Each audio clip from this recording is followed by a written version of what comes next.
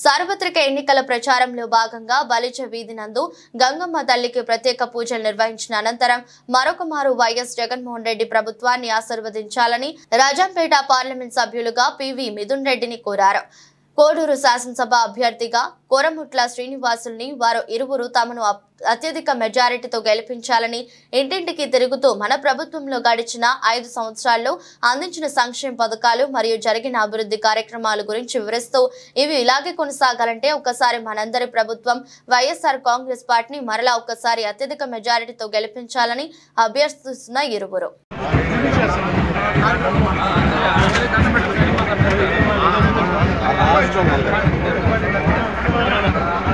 Vijay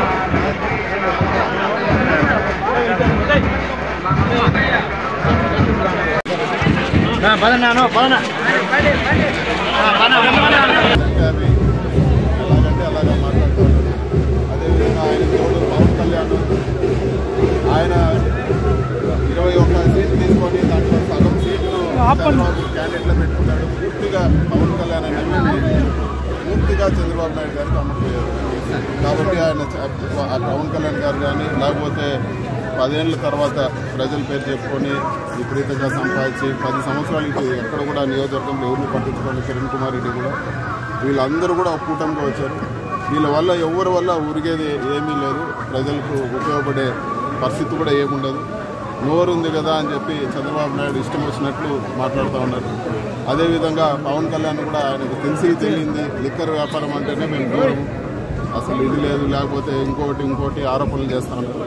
first of all Chandrababu Naidu క్యాండిడేట్లు పెట్టుకొని party నడిపి రేపు రాబోయే రోజుల్లో ఒక్క మనిషి కూడా ఆయనతో ఉండే పరిస్థితి ఉండేది. పవన్ కళ్యాణ్ అనే వ్యక్తికి ఆయన ఊరికే ఇక్కడికి వచ్చి ఊరికిపోయి మాట్లాడినంత మాత్రాన ఇక్కడ ఉరిగేది ఏముండదు.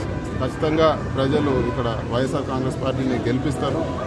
ఈ పవన్ కళ్యాణ్, చంద్రబాబు నాయుడు, కిరణ్ కుమార్ రెడ్డి ఇంకా ఎంతమంది కలిసి వచ్చినా కూడా ప్రజల మనసుల్లో మార్పు రాదని చెప్పి కూడా నేను తెలియజేస్తాను. ఢిల్లీ పార్లమెంట్లో పవన్ కళ్యాణ్ మీరు కలిసినట్టుగా మా నియోజకవర్గం జోలికి వస్తే ఊరుకోమని మీరు చెప్పినట్టుగా అటువంటి పిఠాపురంలో మీకేం పని కూడా నిన్న కొన్ని వ్యాఖ్యలు. అమ్ముడుపోయిన వ్యక్తి పవన్ కళ్యాణ్ నోరు తెరిస్తే అబద్ధాలు మాట్లాడుతున్నారు. పవన్ కళ్యాణ్ నేను ఎక్కడ కలిసింది లేదు. ఆయనే నన్ను పెళ్లిలో కనపడి విష్ చేయడం జరిగింది. దానికి ఏదేదో కలిపి ఈరోజు మాట్లాడుతూ ఉన్నారు.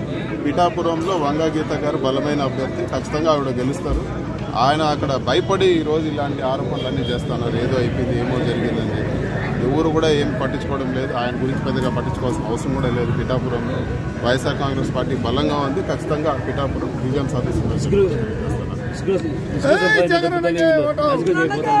నువ్వు ఇక్కడ ఇన్ని రోజులు విలేకరుగా ఉన్నావు కదా, నీ ఆలోచన చెప్పి ఇక్కడ ఏమైనా ఇసుక ఎవరికైనా ఎప్పుడైనా ఎవరైనా ఆరోపించారా? ఈడొకటి తప్పితే ఇంకెవరు ఆరోపించలేదు. జై జగన్.